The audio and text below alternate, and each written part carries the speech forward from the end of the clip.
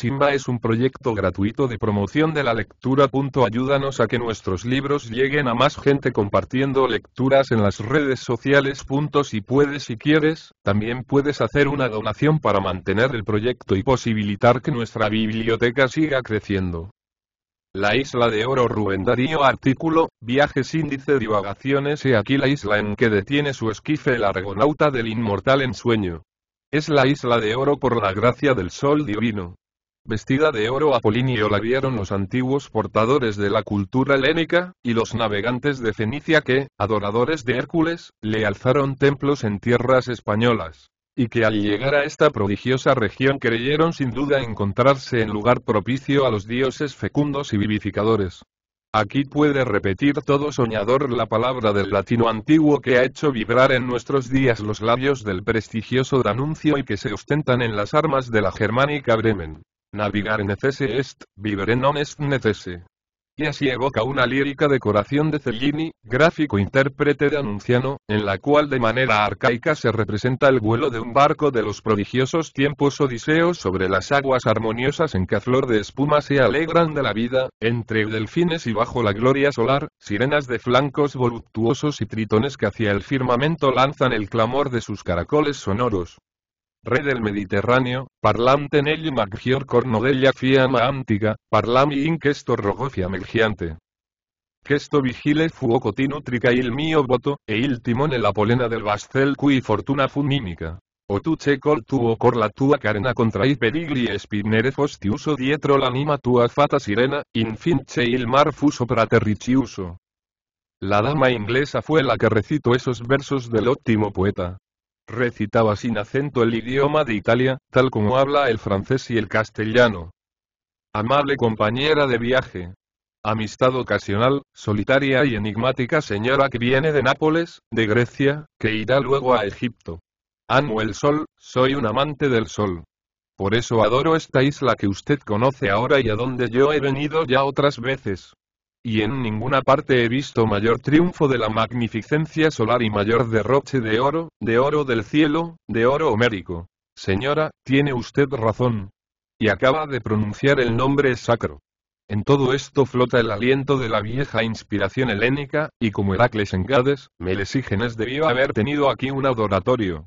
Y a propósito, tenga usted por dados, 3 veces, mis hit, hurra.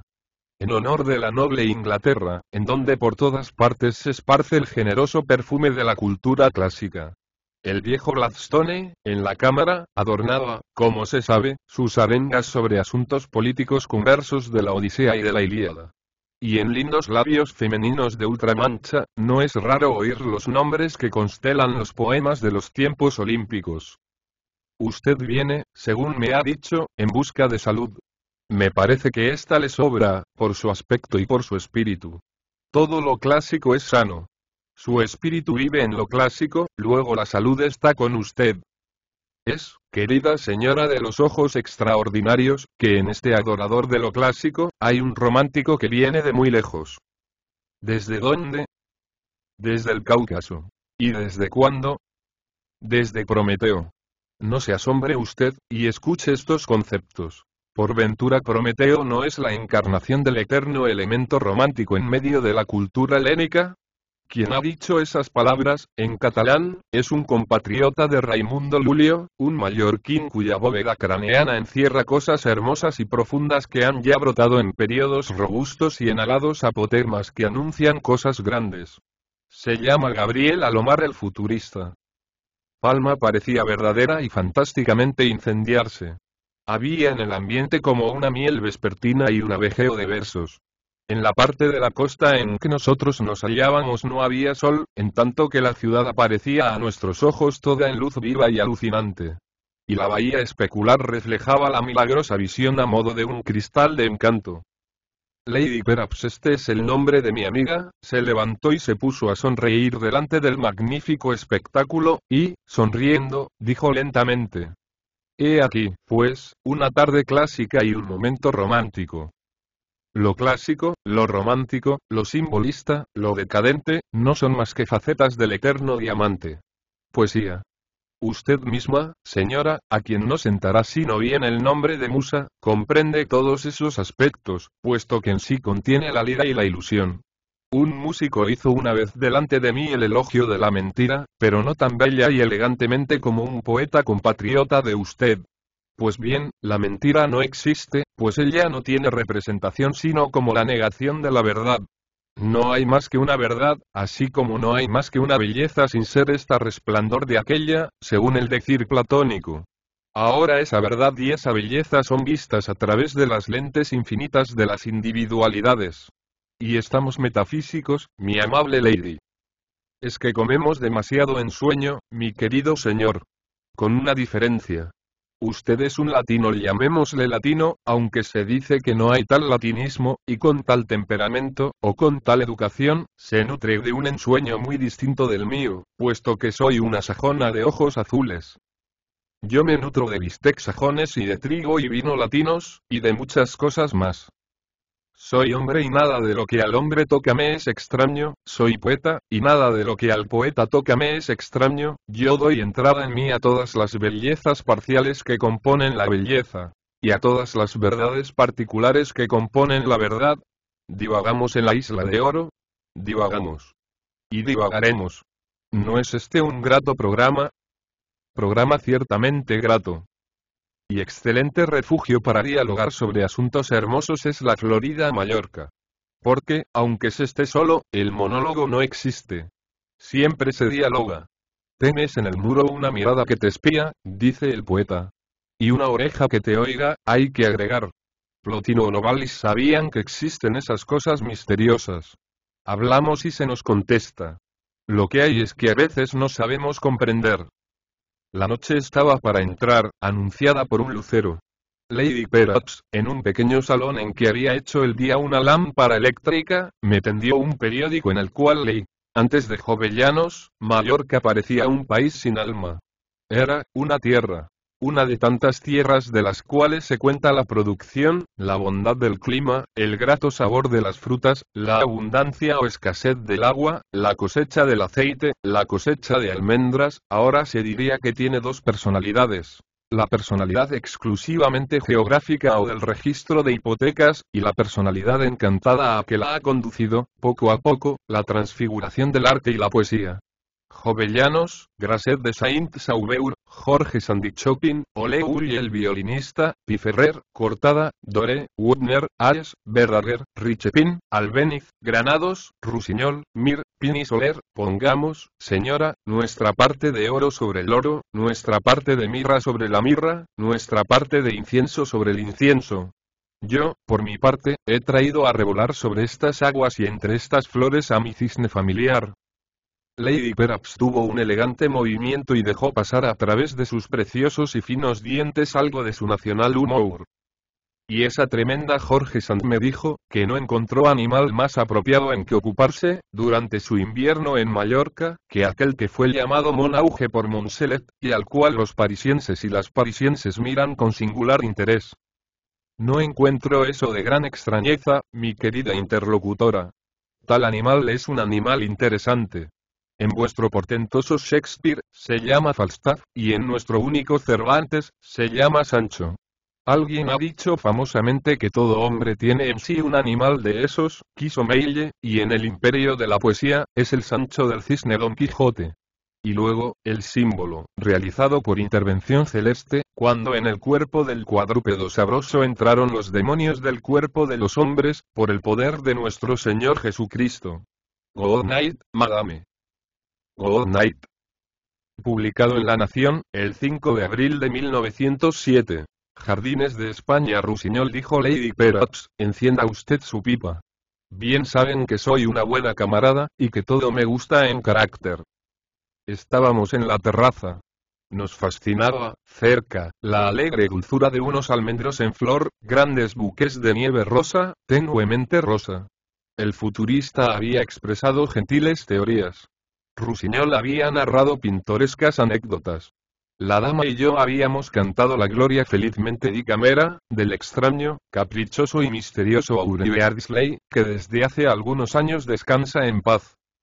Rusiñol encendió su pipa. Y así pudo verse, a través de un velo de sutil humo, su hermosa testa de artista. El mechón gris sobre el marfil de la frente, la mirada llena de la fatiga del ensueño, la sonrisa de buen muchacho. Hacía tiempo que la inglesa era admiradora de las prosas y de los cuadros de ese catalán de seda. Uno de esos cuadros nos fue evocado por los almendros floridos. Era una tela expuesta en el Salón de París, hace pocos años. Es aquí en la Isla de Oro, dijo la dama, en donde nuestro amigo ha encontrado muchos adorables rincones de amor y paisajes de ensueño que ha trasladado a sus incomparables jardines de España. Sobre un atril nos fue presentado el bello volumen hecho de manera que tan solamente Barcelona sabe realizar en la península. Mi impresión ha sido la de todos los gustadores de esas deliciosas variaciones pictóricas que el poeta del pincel ha sabido formar agregando a la realidad la virtud evocadora y profundizadora de su daimón interior, tal lo han manifestado ya Vittorio Pica, ya León Daudet, fraternal amigo del vincista primero de las Españas. Mi afecto, mi amistad artística por Rusiñol son, yo lo diré así, antiguos, puesto que ha nevado poco, en verdad, tanto en su cabeza como en la mía, siendo él el hermano mayor. Rusiñol es infantil y refinado, triste y alegre, gran señor y bohemio. Él puede serlo, porque es rico, a estas horas, es la única manera de ser ciudadano del divino país amado de Selene. Mas, ¿qué dice el futurista de estas lindas cosas pintadas y poetizadas? Expresó Lady Perraps. El futurista dice, contestó Alomar, lo que se sucede en su floralía. Lo cual es de toda gracia y elegancia, agregó la dama. Porque este filósofo habla en poesía, a no ser que, dicho mejormente, este poeta hable en filosofía. Señora, interrumpí, los jardines son y han sido siempre un incomparable tema para poetas y para filósofos. Aún respiramos tamizados por los siglos los perfumes de Academo. En cuanto a la jardinería, puede ser considerada como una de las bellas artes. Antes que un Lentre o un La Quintinie, aprobaría mi decir un poeta anglosajón hermano de Los Ángeles y de nombre Edgar Poe. Rusiñol lanzó una bocanada de humo. Y como se hablase de la decadencia de los jardines, se levantó y leyó en el bello libro en su lengua vernácula. I és que els jardins són el paisatge posat en vers, i els versos escrits en plantes van escassejant per tot arreu. És que els jardins són versos vius, versos amb saba i amb aroma. I com el jardiner poeta, per a rimar els llargs camins als ombrívols, per a estilitzar els boscos fent-los seguir simètriques harmonies, per a posar en estrofes de verdor les imatges de les plantes i les teories de figures, per a versificar la natura i fer cants d'ombres i clarors, necessita de l'alegria dels temps i de la prosperitat dels homes, i els homes, ai! Ja no estan per a poesies, ni els temps per a magnificències, els versos escrits en el jardí se van omplint d'herba de prosa, en l'aspre terrer d'Espanya. Intervine. Señores, puesto que los jardines son una de las bellas artes, creo que están sujetos a los gustos y a las corrientes mentales. No creo que haya decadencia de jardines, sino jardines decadentes. Así como los hay clásicos, románticos, y creo que hasta de exóticas clasificaciones. Así el que al conde Robert de Montesquieu, Fesensac formó un sabidor nipón famoso entre los poetas que se precian de saber cosas bizarras. Mas las palabras de los poetas escritas con plantas son las flores. Y oíd lo que Alomar canta de ellas. Él dice que las dahlias son ardientes escarapelas y las hortensias virginales insignias. Los girasoles murmuran las ufanas décimas de los galanes a las hermosas sobre los teatros de las cortes caídas, y hacia la luz se tornan, como hipnóticos, y expresan, cavilando, torturadoras ansias de verdad y de belleza. Las magnolias se abren en floraciones de blanco luminoso, y los geranios cuajan iris de paz sobre las nubes de los túpidos follajes amorosos. Las rosas esplendentes guardan intacto el estro de Anacreonte. La enumeración sigue victoriosa. Esa bella floralia expuesta en el pórtico del suntuoso volumen es de las más apasionadas y magníficas loas que se hayan hecho en honor de las flores. Y cuenta que desde Lucrecio, Ovidio, Horacio, hasta Hugo y Mallarmé, han tenido comentadores de su gracia y ensalzadores de su misterio. Yo amo los jardines de España que han hecho peregrinar al artista, satisfaciéndole en cambio con el don de sus almas melancólicas, sílvicas o aristocráticas. Amo este darrer jardín mallorquín en el cual entre flores y árboles espesos y oscuros no hay más que una soledad en espera de inminente presencia que vaya con paso de meditación hacia la solitaria puerta que se abre en la claridad del fondo. Me deleita la fuente de la odalisca, en la mágica Granada, donde en un escenario mil y una nochesco se abren las rosas rojas junto a los macizos de arrayanes, y el agua se vierte en la taza antigua bajo las simetrías entrelazadas de los educados troncos.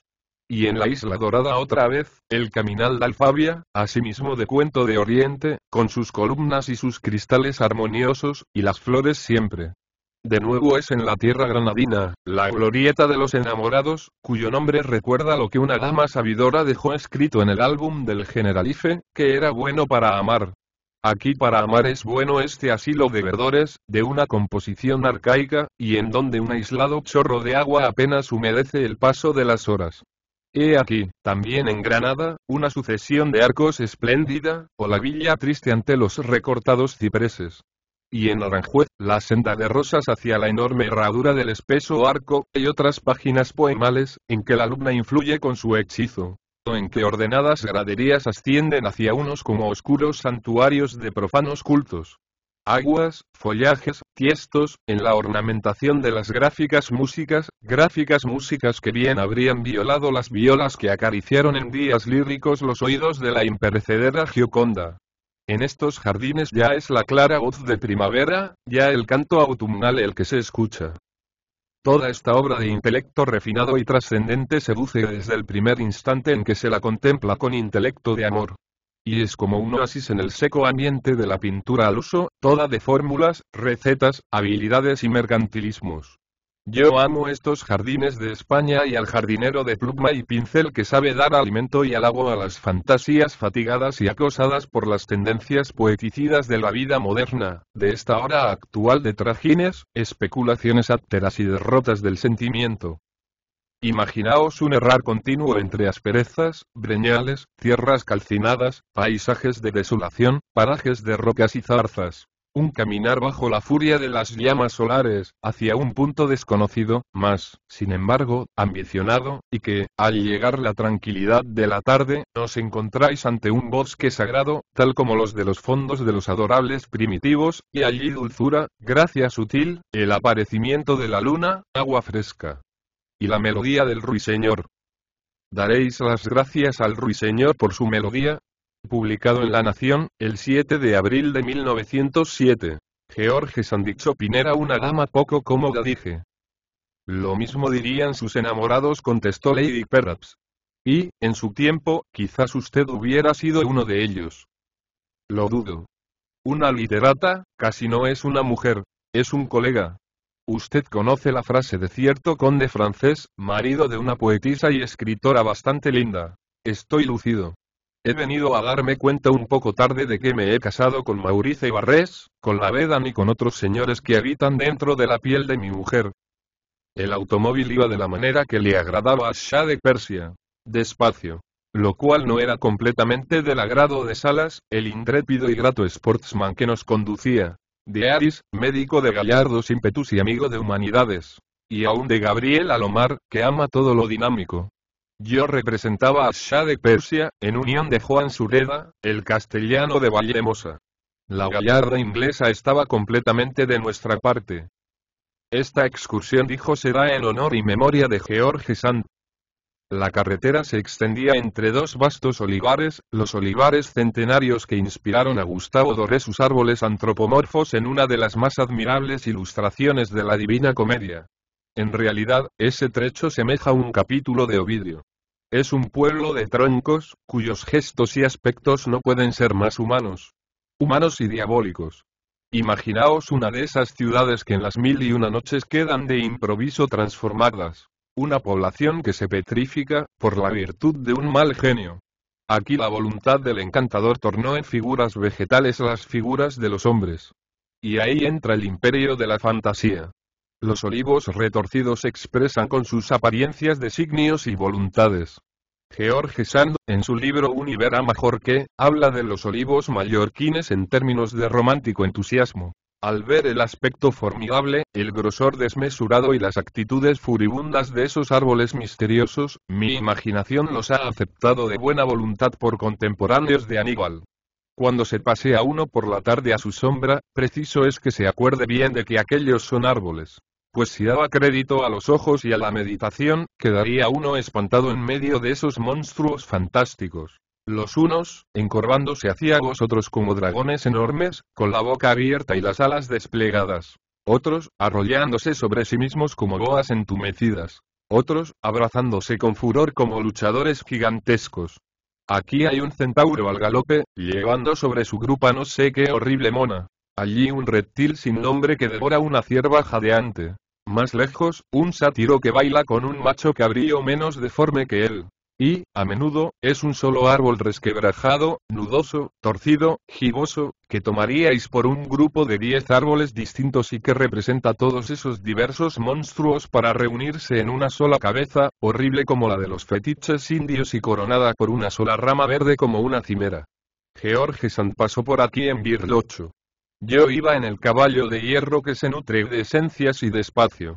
Y al paso del auto parecíame que los árboles se animaban. Y que la inmovilidad de los olivos viejos se suspendía por instantes, por virtud de las amadriadas que habitan en ellos. Parecía como que se animaban los rugosos troncos, raras esculturas que complacerían a Rodin. Leonardo da Vinci encontraría en ellos más de una revelación y Novalis las agregaría a sus comentarios. Hay, ciertamente, como la Sand lo dice, algo semejante a grupos escultóricos. Hay centauros y lapitas. Hay laocoontes, hay toros farnesios. Mas todo como brotado en pesadilla o entrevisto en un sueño. Aquí evoco a la divina mirra. Nam crura locentis terra supervenirruptosque obliqua perunges porrigitur radix, longi firmamina trunci. Osa que rogura und mediaque manente medulla sanguis it in succos in cortice gultus. Más allá el castigo que impone la cólera de Baco a las ménades asesinas del maravilloso Orfeo. Quipe pedum digitos, in quantum est quaque secuta, traxitet in solidam detrusita cumina terram. O bien Apolo, indigno de la desnudez de las ninfas, metamorfoseado en el olivo silvestre. Arbore enim est suco que licet cognoscere mores. Quipe notam linguae vacis oleastera maris exhibet. Asperitas verborum cesitin illas. Tales figuraciones forman el capricho de la naturaleza en los juegos de las rocas, en las estalactitas y estalagmitas de las grutas, en las conchas marinas, en las manchas de la humedad, en las nubes del cielo. Más acá el museo, como en las fantasías minerales, persevera al paso de los siglos. Y los moros, y los cartagineses, pudieron ver lo que yo vi. Dijérase que la carne del olivo se sustentase unida a los huesos de la tierra. Y que en ese árbol ilustre se mellase el alma del tiempo. Sorbiendo segundos, adelantamos por distintos panoramas. Altas rocas legendarias. Cuevas como para bandidos a la antigua. Aquí, en esta cueva, cuenta Alomar, Rusiñol y otros hombres de alegría asaltaron a un amigo, enmascarados y vestidos de legítimos bandidos de Calabria. La ocurrencia es artística y el lugar apropiado. Y George Sand ha escrito. Mallorca es la verde helvecia, bajo el cielo de Calabria, con la solemnidad y el silencio del oriente. Haber podido ver al poeta de los jardines de España, con las barbas hirsutas, el sombrero de punta y el trabuco de ancha boca extraído de la tranquilidad de no sé qué venerable panoplia. Ascendemos por los montes. Sonríen valles de égloga. En los huertos resalta el oro rojo de las naranjas. Hay almendros en flor. La luz fresca vibra sobre las alturas y baja como fundida con el viento a los valles pintorescos. He ahí por fin el panorama de Vallehermosa. He ahí Vallehermosa. Desde lejos advertimos el castillo o la torre, como aquí se dice de Joan Sureda. Y la famosa Cartuja, en que pasaron largos días la Sandy Shopping. En dulce idilio dice Lady Perhaps. A la cual desbarato la ilusión. En fastidioso, en molestísimo idilio, mi noble señora. Aún vibra en Palma, con sus cuerdas antiguas, el piano de Chopin, en casa de la familia Canut. Las aventuras de este piano, el piano del tísico. Aurora Dupin, loca de su cuerpo y loca de su talento, vino a pasar un invierno a Mallorca en compañía del músico, su amante. Alomar, en el prólogo que escribiera para la versión de Stelrich del libro en que la Sant narra sus aventuras mallorquinas, presenta el cuadro vivo de la Mallorca de aquellos tiempos, y la figura de francesa endiablada que llega con el amante a escandalizar a las gentes. Existe aún en Palma el libro de pasajeros del vapor mallorquín, en el cual libro, y en la parte correspondiente a la época del viaje de la famosa escritora, se lee: el vapor mallorquín, salido de Barcelona el día 7 de noviembre de 1838, a las 5 de la tarde, y llegado a Palma el 8 a las 11:30 de la mañana, trajo los siguientes pasajeros. Primera clase: Madame Dudevant, casada. M. Mauricio, su hijo, menor de edad. Mademoiselle Solange, su hija, menor de edad. M. Federico Chopin, artista. Segunda clase: Madame Amelia, camarera. Y luego salieron de Palma en el mismo vapor, día 13 de febrero de 1839 a las 3 de la tarde, y llegaron a Barcelona al día siguiente los mismos pasajeros citados anteriormente, todos extranjeros. La impresión que los mallorquines dejaron en el ánimo de George Sand fue mala. Pero la impresión que los mallorquines tuvieron de George Sand fue pésima. Su fama había llegado a la isla. Naturalmente, su fama de escritora y su fama de mujer poco recatada. Un noble de Palma, el marquesito de la Bastida, le hizo un momento la corte y le ofreció su carruaje para dar un paseo por la población. Mas la marquesa madre se opuso a semejante cosa, y dijo, según parece, que ella no volvería a ocupar un vehículo profanado por la pecadora literata. Conforme con las ideas de la Palma de entonces, y aun con las de la Palma de ahora, la marquesa hizo bien. Madame Sand había ya hecho sonar muchos escándalos, y su manía ninfica y caprichosa era muy sabida en Europa. Luego, no debe haber sino aumentado el asombro de las gentes al ver acompañar al menaje artístico Sand Chopin, nada menos que al hijo y a la hija de la escritora, ambos en menor edad. De imaginarse es la vida de la pareja. Chopin tísico, las aventuras de un piano por el que hay que pagar extraordinarios derechos, la villa alquilada en establiments, y la cual tienen que dejar porque todo el mundo tenía entonces y hoy también el horror del contagio de la tisis. Y la temporada en la Cartuja de Valldemosa, en donde han de haber parecido a los vecinos, y sobre todo a los frailes, gentes poseídas del demonio. No era para menos. Música de Chopin, por Chopin. En noches de luna, visitas al cementerio. La madre y la hija adolescente, vestidas de hombre. Escenas poco edificantes, cantos y declamaciones posibles, y toda la cosa romántica de entonces. Según las apuntaciones y datos de don Pedro Stelrich, la señora Sand y compañía estuvieron en la isla 98 días. 8 en una casa de huéspedes de la calle de la Marina. 30 en la casa de Son Bent, de Establiments, entonces perteneciente al señor Gómez y hoy a don Cayetano Forteza Comellas. 4 en casa del cónsul Fleure, que vivía en la manzana de casas llamada de Moragues, frente al teatro. 56 en la celda cuarta de la Cartuja de Valldemosa. ¿Le interesan a usted, señora, estos detalles? Digo a Lady Perhaps, que desde que hemos dejado el auto se apoya en mi brazo. Todo eso me interesa, contesta. Porque todo eso tiene el reflejo que a las cosas más prosaicas y vulgares da la virtud de las vidas excepcionales y artísticas. Y aunque sé que se han publicado las indiscreciones de una criada que llevaba una mañana en casa de George Sand el chocolate a la cama a Alfred de Musset, y que oyó en boca de la dama palabras tontas y ridículas, tengo el suficiente vuelo para cernerme sobre las partes feas de la vida. Recorremos la Cartuja. Un largo corredor claustral, una de cuyas bóvedas rajadas inspira cierta inquietud. Y celdas, celdas. Aquí vienen a pasar el verano a algunos palmesanos. Y el bajo Etán, o mejor dicho, el señor Mateu, es dueño de una, 2 o 3 de ellas. Como las puertas están cerradas, no podemos penetrar a evocar la presencia de los huéspedes ilustres. Y como ya el apetito se ha hecho imperante, recordamos que entre las gratas promesas del amable Juan Sureda figura un estupendo arroz con calamares, al cual manifestamos una tendencia cada vez más simpática. Y al cariño y la afabilidad de un dulce cielo y de un dulce aire, nos dirigimos a la señorial mansión del nunca bien alabado castellano de Valldemosa. Publicado en La Nación, el 8 de julio de 1907. Todavía sobre George Sand acabado que fue el sabroso llantar, fue de nuevo la amante de Chopin el tema de la conversación. La amante de Chopin, de Musset, de Pierre Leroux, de Mil y Tres. Doña Juana. Una doña Juana con refinamientos y locuras que erizaron, como es bien sabido, el burgués juicio de su esposo, M. Dudevant. No llegó este excelente señor a acusar a su oíslo de actos tan solamente semejantes a los que han sido señalados en Agripina, en Catalina de Médicis, en María Antonieta. En el proceso de divorcio se dijeron tantas cosas. El marido no vaciló en afirmar que Millet Solange era conocedora de iconografías vedadas, gracias a la autora de Lelia, que le permitía asimismo familiaridades con sus amigos. Calumnias, dijo el abogado defensor. Vale más, o no, que repitamos lo mismo. Lo que hay que notar es que los hijos recibían una educación no precisamente severa. Tal les vemos acompañando a la ultrarromántica pareja.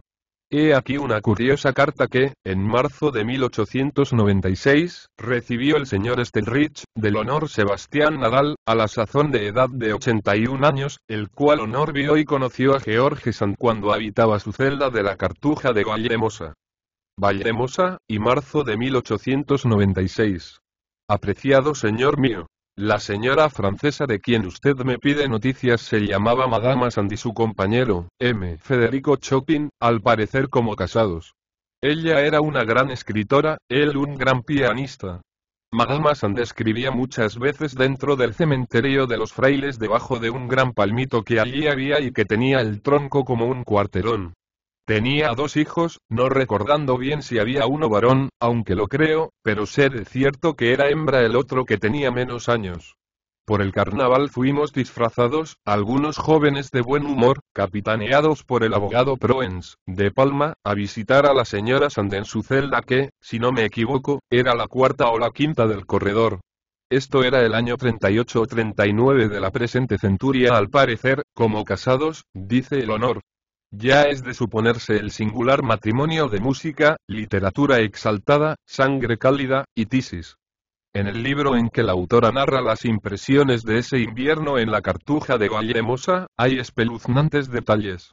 Estas moradas siniestras, dice George Sand, consagradas a un culto más siniestro todavía, obran un tanto sobre la imaginación, y desafiaría al cerebro más calmoso y más frío a que se conservase allí largo tiempo en un estado de perfecta salud.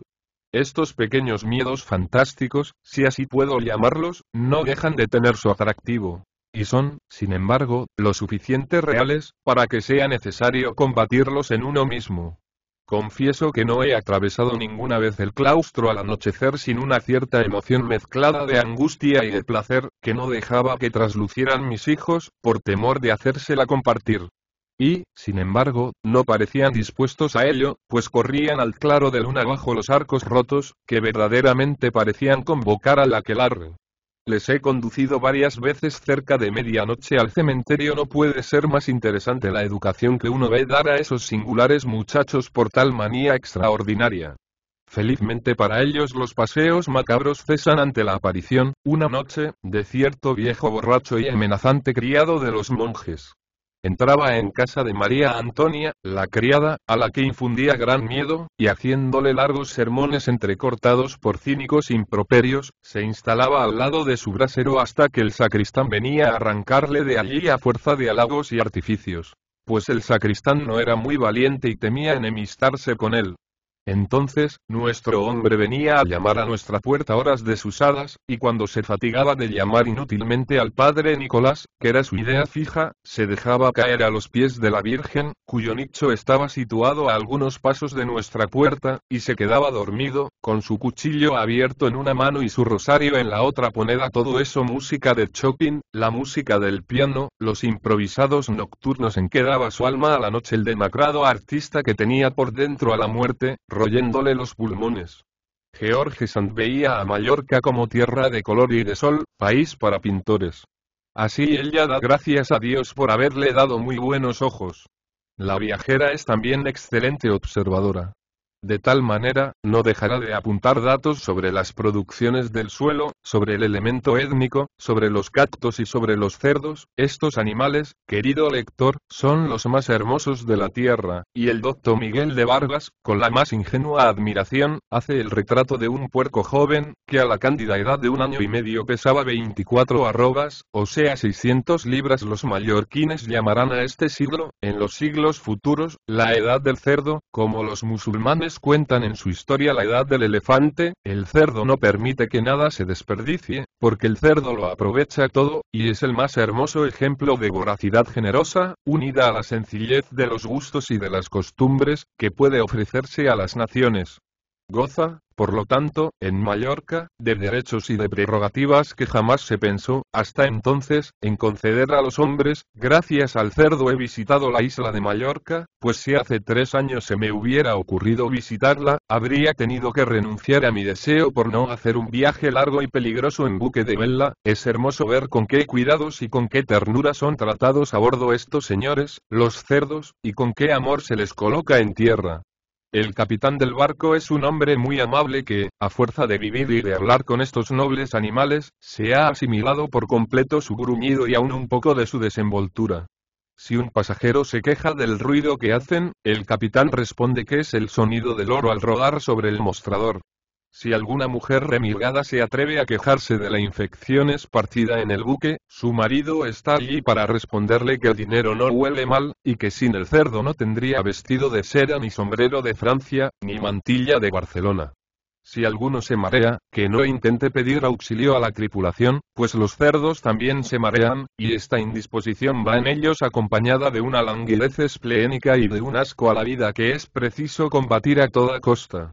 Entonces, para conservar la existencia de sus queridos clientes, y dejando a un lado toda compasión y simpatía, el capitán en persona, armado de un látigo, se precipita en medio de ellos, y detrás de él los marineros y los grumetes, cada uno con lo que se le viene a mano, quien con una barra de hierro, quien con un pedazo de cuerda, y en un instante todos azotan de un modo paternal a la manada desfallecida y silenciosa, y la obligan a levantarse, a agitarse y a combatir por medio de esa emoción violenta la funesta influencia del balanceo, más aún sobre el cerdo.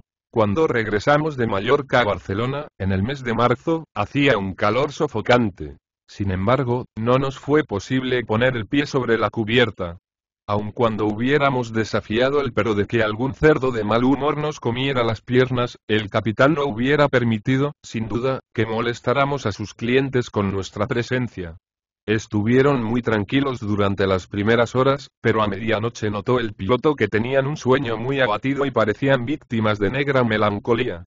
Entonces se les administró el látigo, y con regularidad, a cada cuarto de hora, nos despertaban gritos y clamores tan espantosos, producidos de una parte por el dolor y la rabia de los cerdos azotados, y de otra, por las excitaciones del capitán a su gente y los juramentos que la emulación les inspiraba, que muchas veces creímos que la fiera devoraba a la tripulación. El cerdo preocupa a la escritora. Paréceme que su figura simbólica pasa a través de toda esa temporada romántica, y de otras tantas temporadas. La buena señora de Noant está aún en los fuegos de sus fuertes años, y el chancho, como se dice en algunas partes de América, es su bestia favorita.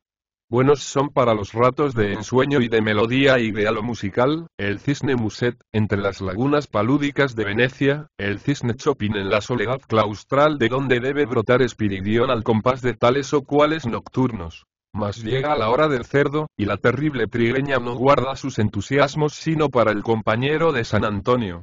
Uno ve la boca literaria que recita largos párrafos de novela, o largas tiradas de versos, alargarse y redondearse para pronunciar la palabra cara a las exquisitas ciudadanas de París. Cochón. Ante los cisnes líricos agotados, este por el alcohol, el otro por la tuberculosis, el cerdo se llama Pagello, o X. Mas no hay que negar el lado maternal de George Sand. Con Musset, en efecto, tuvo momentos de madre. Algunas cartas que se conocen por la correspondencia publicada, aún creo que tienen la palabra, y con Chopin, los cuidados, las ternuras, las atenciones de que se le rodea en la mansión de Stablimens, no garantizan sino el más maternal de los cariños. Ella no le nombra jamás en su libro. Le alude como uno de mi familia, uno de los nuestros, o bien nuestro enfermo. Noto que poco habla de la música. No hay un solo pasaje en que se revele entusiasmo o admiración por el arte que es la adoración y la vida del pobre polaco, lleno de ensueño y de armonía. En cambio, aparece a cada paso la menagere, la burguesa que no descuida la despensa, y que nota en Vallehermosa cuando la criada María Antonia se roba un bizcocho o una chuleta. Creo que Chopin tenía mejor compañero en su piano que en George Sand. Y luego, ¿no hay algo de anormal en el capricho de la literata por el enfermo? Después de todo, ella quiere realizar cosas románticas. Tiene la decoración que le ofrece la naturaleza potente de las Islas Baleares. Tiene un viejo convento, frailes, oscuridades, cementerio, gentes supersticiosas, claros de luna, leyenda. Tiene el amante pálido y fatal de la época. Vivir, escribir en la vecindad de los monjes, en el recinto de la religiosa fábrica. Ella se juzga en terreno apropiado, está en su medio, por el momento. Dice en algunas partes mi cartuja. Se complace en las antiguas tradiciones. Evoca la figura de Vicente Ferrer. El cual Vicente, si la hubiese encontrado, le habría rugido cosas en su duro lemosín de antaño, con aquella claridad y franqueza que enrojecen sus sermones de buen regañador y varón tremendo. Se complace asimismo en tratar de la beata Catalina Tomás, virgen, toda ella caridad y castidad. Y dice: he referido con complacencia toda esta breve leyenda, porque no entra en mis ideas negar la santidad, quiero decir, la santidad verdadera y de buena ley de las almas fervorosas. Aunque el entusiasmo y las visiones de la pequeña montañesa de Vallehermosa no tengan el mismo sentido religioso y el mismo valor filosófico que las inspiraciones y los éxtasis de los santos del buen tiempo cristiano, la viejecita Tomasa, no deja de ser por esto una prima hermana de la poética pastora Santa Genoveva y de la pastora sublime Juana de Arco. Y no dejará de aplicar de cuando en cuando una que otra prosa de filosofía. Es que aparece la influencia de Leroux. De Musset no se hace memoria, naturalmente. Quizás, alguna vez, resurge en la lejanía del recuerdo, el pasado amorío, alguna que otra escena perdida. En Mallorca, como en Venecia, los vinos licorosos son abundantes y exquisitos. Bebíamos, de ordinario, un vino moscatel tan bueno y tan barato como el chipre que se bebe en el litoral del Adriático. Gerras semblais des lettres de la Belle, des Cheveux, des Debris d'Amour. Tout cepa se me cría y tal orelles es eternels serments d'un jour. Que contemplais ces reliques sacres, qui me fais aient trembler la main. L'armes du coeur parle coeur de vores et que les yeux qui les avaient pleures ne reconnatront plus de main. Mas aún queda el vago y sabroso recuerdo de los capitosos vinos italianos y griegos, bebidos en compañía del visionario, que estaba ya acompañado en sus éxodos amorosos por aquel hombre vestido de negro que se le parecía como un hermano. El pobre Musset y el pobre Chopin se preocupan demasiado de lo ideal. La terrible mujer de letras no desdeña, por su parte, los asuntos del escribir y del soñar, mas se dedica con gran complacencia a objetos más bien suculentos. Ella sabe apreciar lo culinario. Protesta contra el aceite nauseabundo de España y contra la grasa de puerco. Sabe sazonar con zumo de naranja agria, como en ciertas cocinas criollas, el pescado, las legumbres o la carne. Se anima con las calabazas azucaradas de Valencia y con las batatas almibaradas de Málaga. Y se refocila con las uvas. Los racimos son dignos de la tierra de Canaán. Esta uva, blanca o rosada, es oblonga, y su película, algo recia, ayuda a su conservación durante todo el año. Es exquisita y puede comerse tanta como se quiera, sin experimentar la pesadez de estómago que da la nuestra. La uva de Fontainebleau es más acuosa y fresca, la de Mallorca es más azucarada y carnosa. En esta hay que comer, en aquella, que beber. Hembra golosa y sensual. Uno ve los labios húmedos y rojos, los dientes de buena comedora. Y los besos. En cuanto a la música, como he dicho, no se oye en todo el libro. Nada para la melodía chopiniana. Apenas, una vez, escribe la señora. El piano Pleyel, arrancado a las manos de los aduaneros después de 3 semanas de entrevistas y de 400 francos de contribución, llenaba la bóveda elevada y resonante con un sonido magnífico. No puedo dejar de ver siempre en esta musa abigarrada una faz prosaica y chata, con todo y sus dones excelentes. una distinguida señora de Palma, que fue muy útil a George Sand durante su permanencia en la isla, y que ha dejado escritas sus memorias, aún inéditas, ha dejado las siguientes líneas sobre nuestros personajes. La baronesa Dudevant era una persona hermosa, dotada de una fisonomía llena de inteligencia, que animaban unos muy hermosos ojos negros. Sus espléndidos cabellos formaban sobre su frente dos gruesas trenzas que iban a reunirse detrás de la cabeza con el resto de la cabellera adornada con un puñalito de plata. Su vestido, severo, era casi siempre negro, o de color oscuro. De un terciopelo que llevaba alrededor del cuello pendía una cruz con gruesos brillantes y de un brazalete pendían numerosas sortijas que, sin duda, eran otros tantos recuerdos. Su hijo Mauricio, de 13 o 14 años, débil y delicado, hablaba poco, y prefería dibujar cuanto llamaba su atención en pequeños álbumes que le apasionaban. La pequeña Solange, su hija, por el contrario, era una rubia llena de vida y de salud, ávida de movimiento y de ruido.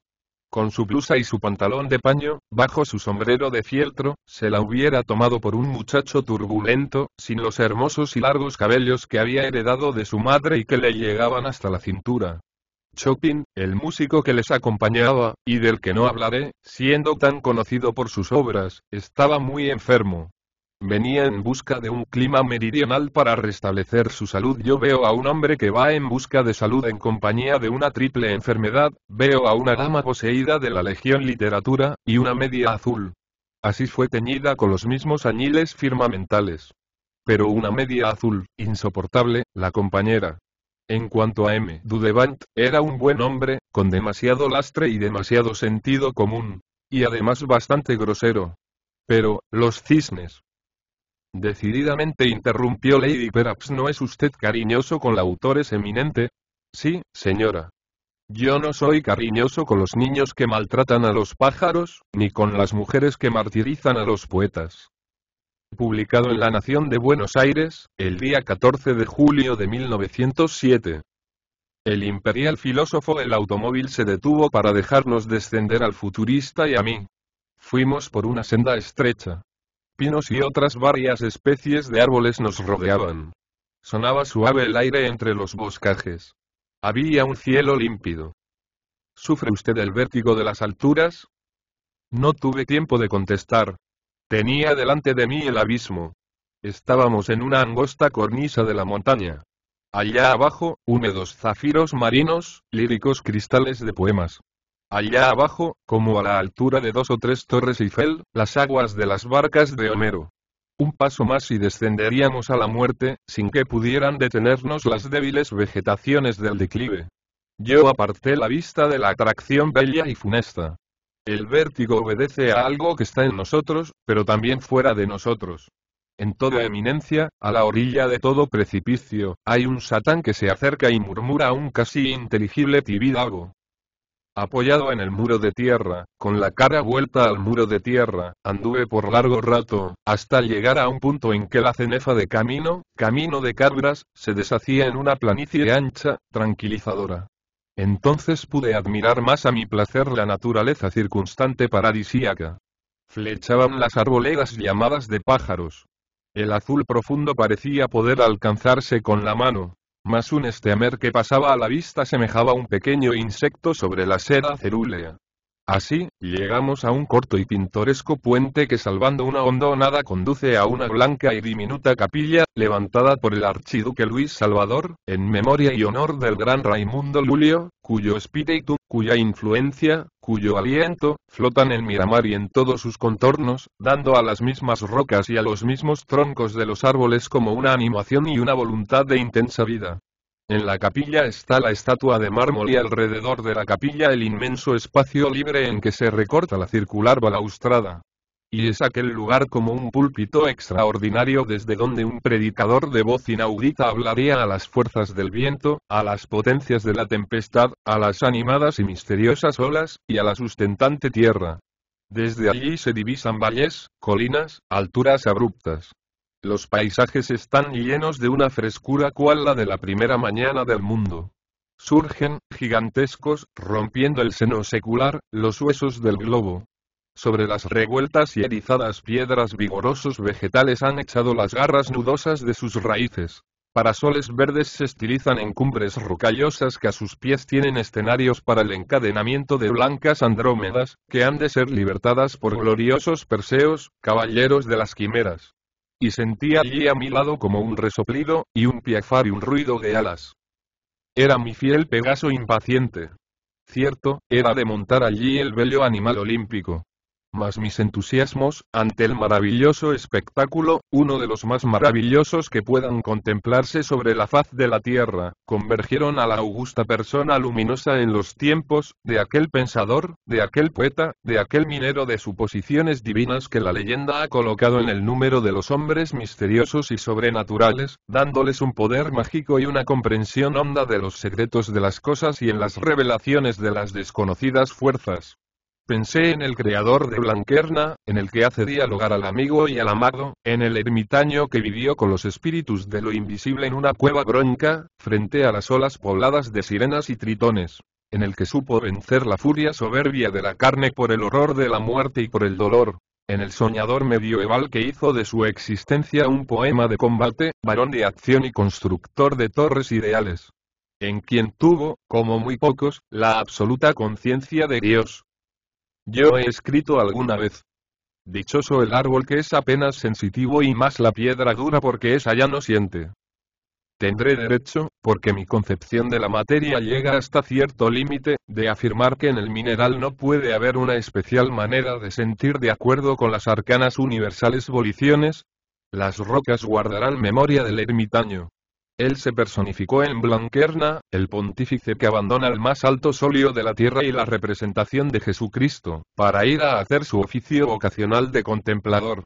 Contemplador de su propio ser con el ansia de lo absoluto. Contemplador de la naturaleza, con la cual se compenetra y cuyo misterio lee por virtud de celeste clave. Contemplador de la razón suprema por la suprema fe. Mas él arde sobre todo en las llamas del Santo Espíritu, quien más le inspira y levanta de las personas de la Trinidad teológica. Es el varón de amor. Esta terrible águila del Señor se iguala a la tórtola franciscana en divino sentimentalismo. Este caballero del mundo que un tiempo fuera presa del amor profano y cuya contextura revelara bronces y aceros, no habla allí, cuando dialogan el amigo y el amado, sino de deliquios místicos, y vienen a sus labios palabras de sensitivo. Llantos, suspiros, desmayos, languideces.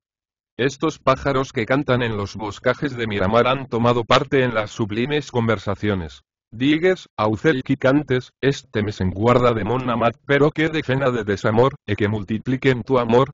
Respós l'aucel, e quin fa cantar, mas tan solamente los en llor d'amor, quistea deshonor desamor.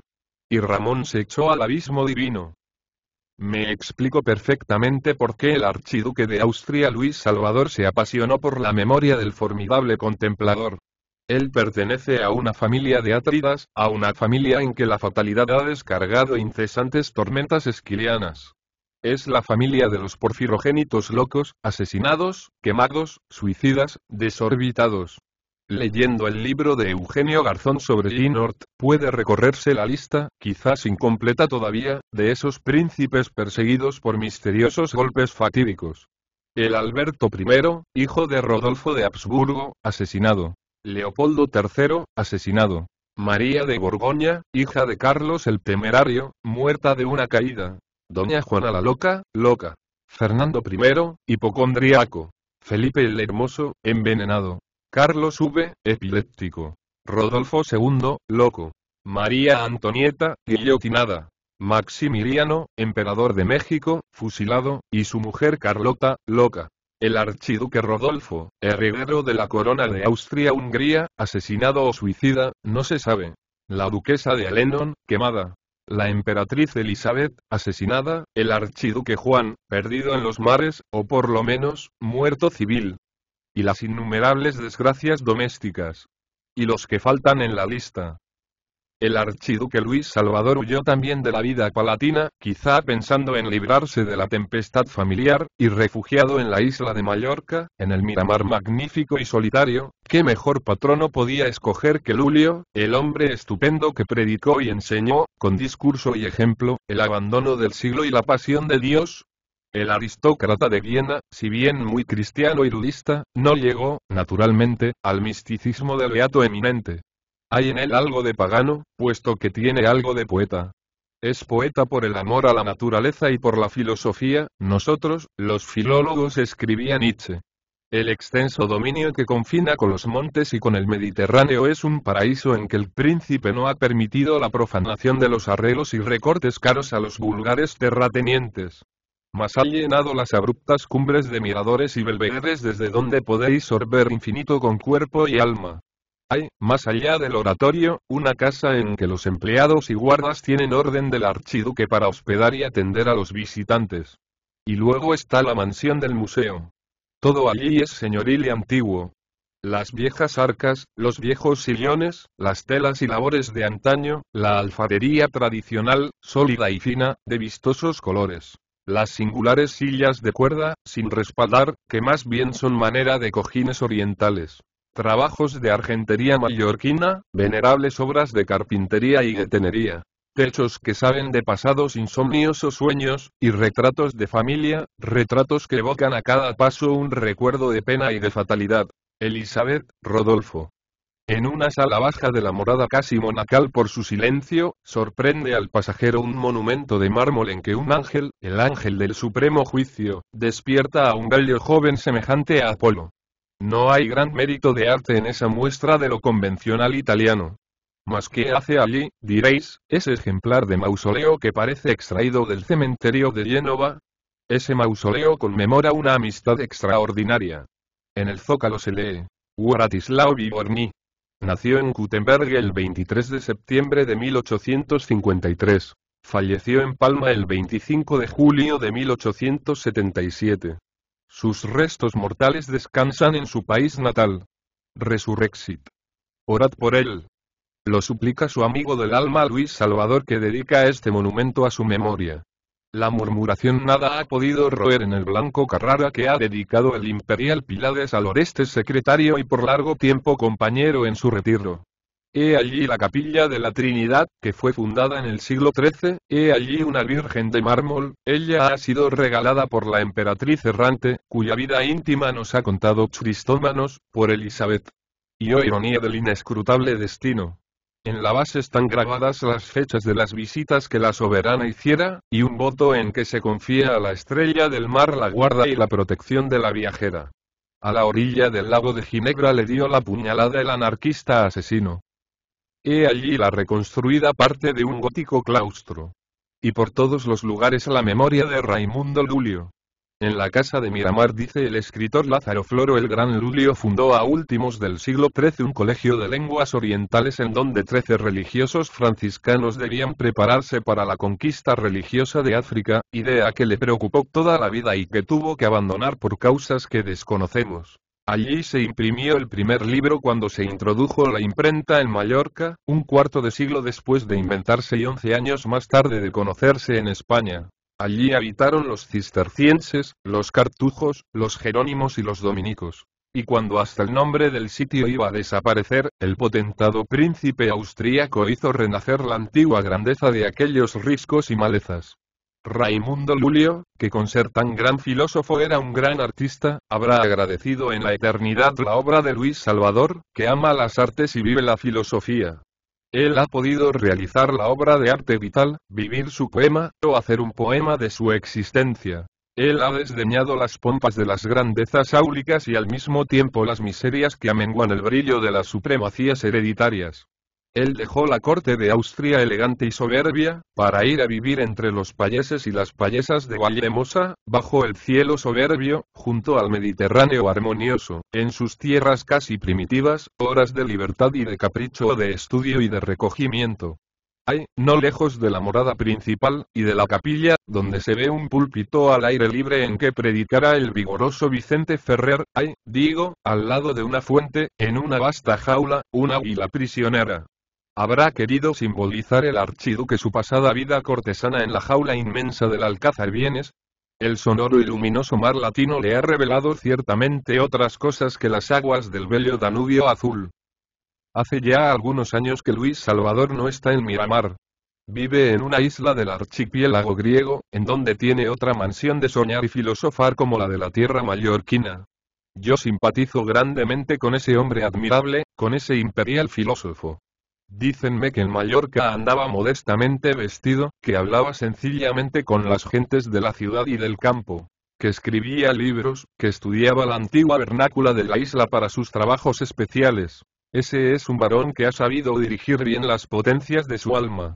Y cuando fundó el oratorio de que os he hablado, que se asemeja a un nido de piedra sobre el abismo del mar, recordando que su predilecto patrono, Raimundo el superfilósofo, había muerto apedreado como Esteban el protomártir, hizo un viaje a Bugía, en Argelia, lugar en que se lapidara a Lulio, y de allí trajo una piedra, la primera que él colocase para el monumento de oración y de gloria.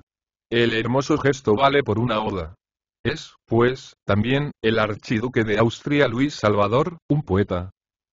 Ved cuán distinta esa vida de la de los grandes duques rusos, derrochadores de oro en los restaurantes nocturnos de París, devotos de Santa Ruleta, tragadores de mares de champaña, únicamente preocupados del placer. Ellos son también, a su manera, imperiales filósofos, me advirtió el futurista. Yo le di la razón, pues a tiempo que he loado el vino que se encierra en las ánforas de Epicuro. El barón de Olbach aconseja aún el vicio si en él se encuentra la felicidad. D'Alembert recomienda sobre todo cuidar nuestro diafragma, y Diderot nuestro estómago. Voltaire nos aconseja gozar, pues fuera del gozo, todo es locura. Digerir bien y tener el vientre libre, todo eso pertenece a la filosofía. ¿Habéis leído el Panteisticon de Toland? Os recomiendo la fórmula Celebrandae Sodalitatis Socrática. Confieso que los archiduques filosofan, aunque de otra manera, tanto como el príncipe devoto de Blanquerna. Aunque el generoso y solitario artista de Miramar, cuéntanme que al partir a Grecia, tuvo un rasgo que yo le aplaudo con todo entusiasmo. Se llevó en su yate la más linda y gallarda moza que pudo encontrar entre todas las frescas payesas del contorno. ¡Viva el vivir! Él entiende profanamente la palabra del místico loco. Com sia cosa que desamor sia morte, amor sia vida. Publicado en La Nación de Buenos Aires, el día 23 de julio de 1907. Sawyer. Azul, velas, rocas. Tuve deseos de exclamar como en el Alastor de Shelley. Earth, Ocean, Beloved Roterov. Tener uno el valor de abandonar por siempre las aglomeraciones urbanas, las abominaciones rectangulares del poeta. Comprender el valor de la soledad y la confusión del propio espíritu con el de los seres sin palabra, dejar lo que llamábase en el vocabulario religioso el siglo, y venir a acabar la tarea del vivir terreno en un lugar como este, silencioso y poético puerto de Sawyer, glorioso de azul, florecido de velas, adornado de rocas. Quedan en mi memoria visiones varias y gratas. Arroyos entre hijas, olivares de troncos de siglos y ramajes de esperanza. Honduras pedregosas, declives graciosos por donde se esparcen los rebaños, mandarinos llenos de formas de oro, planicies en que están como acurrucadas casitas rústicas, rincones y recodos de viñeta, peñones curtidos de sol y viento, lluvia y nieve, valles andinos o alpestres, el pueblo de Sawyer, al vuelo del motor, gentes sencillas en las calles, y en las puertas de las casas. Chicos rosados y sucios, perros, un arroyo, un puente, montes cercanos. Posesiones que revelan retornos de indianos, y muchachas como frutas. Hay una virgen legendaria.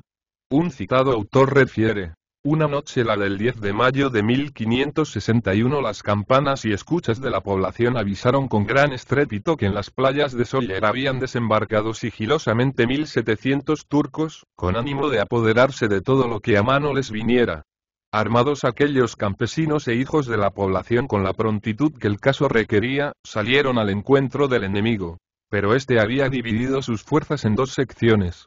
Y cuando se disponían los valientes cristianos a combatir con los que a campo traviesa intentaban penetrar en el poblado, oyeron tras sí los gritos y lamentos de sus familias que les llamaban, pues el otro cuerpo de moros había comenzado el saqueo por la parte opuesta.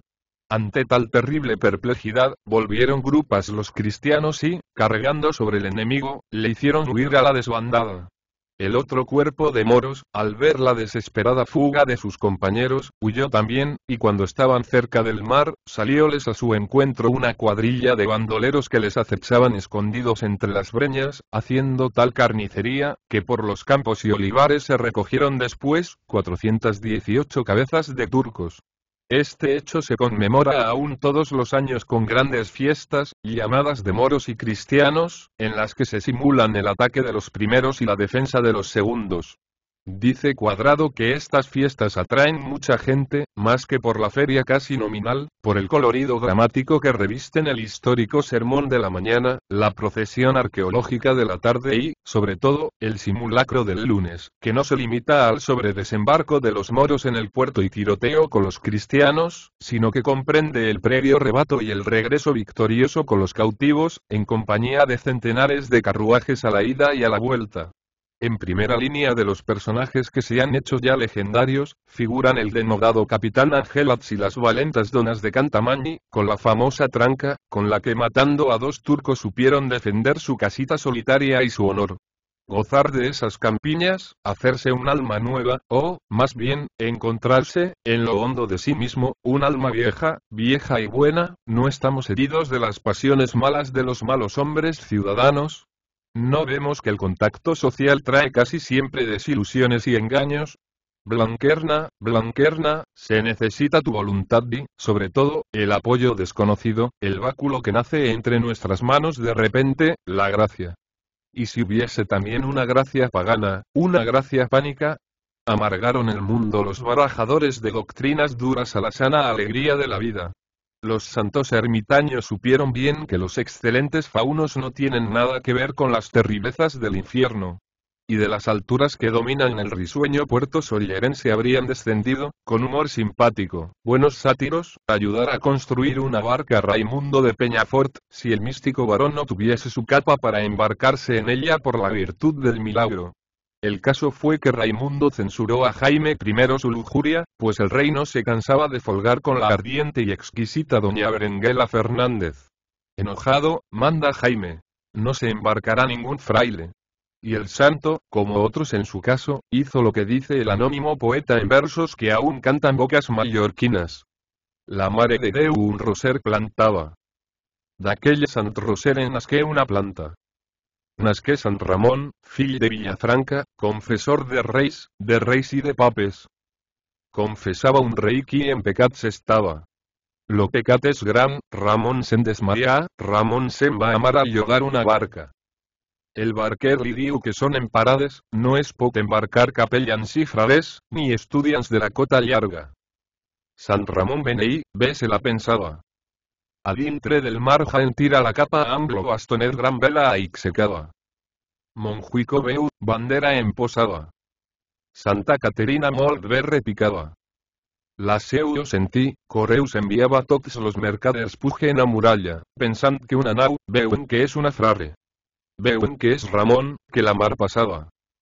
En tanto que recito estos versos a la dama inglesa, pasan ante nuestros ojos barcas serenas y ligeras. Los marineros tienden las anchas velas latinas, y los esquifes tienen una gallardía y un aspecto tan clásico que se querría hablar en griego.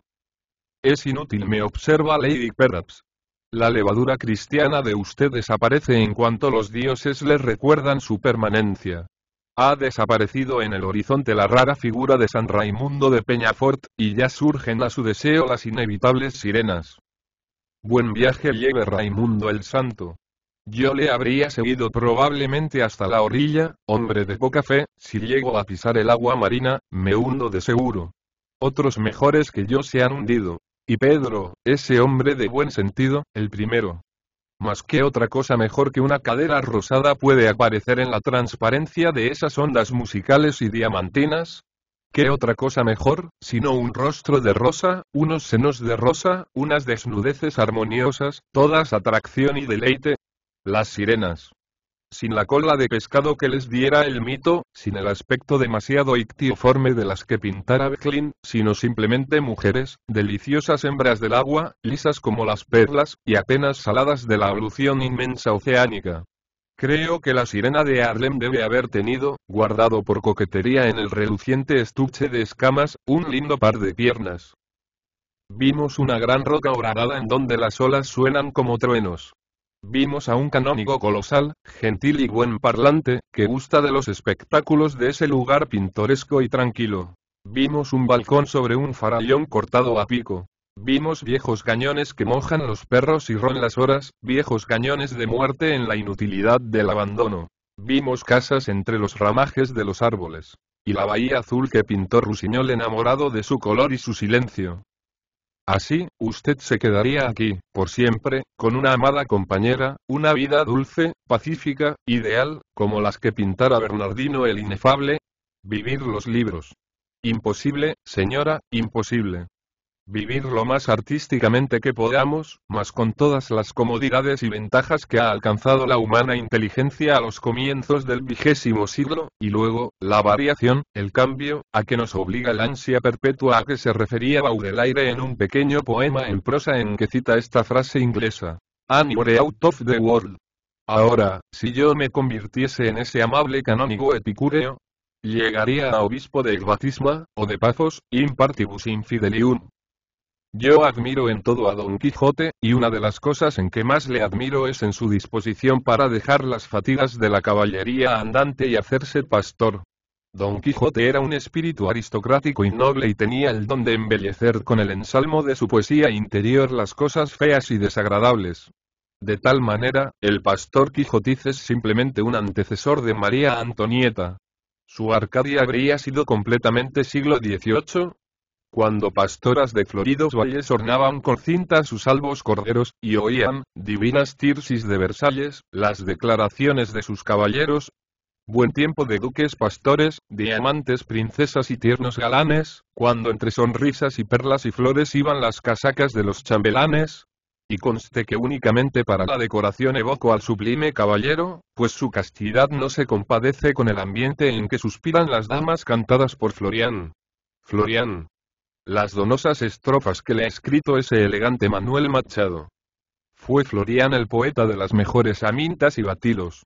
Rimador de una Arcadia elegantísima, correcta, y un poco sosa para los que no sabían que Filis era en la corte dama de honor, y Clorinda maríscala, presidenta senescala, o camarista, estas Filis, Tirsis, Cloris, Amarilis, estas lindas pastoras de porcelana de Sèvres, eran la vida del 18 francés, siglos de encajes y rimas, minuetos, clavicordíos.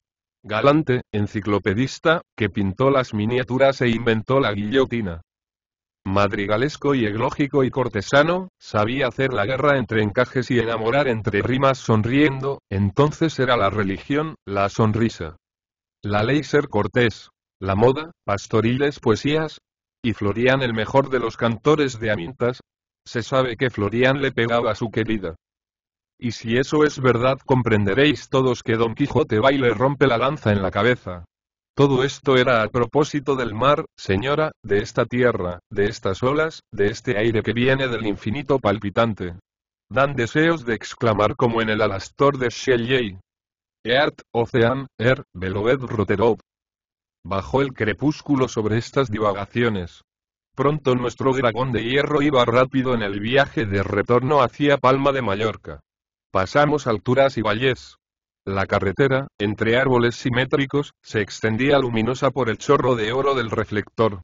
De cuando en cuando, saltaban a los matorrales liebres asustadas.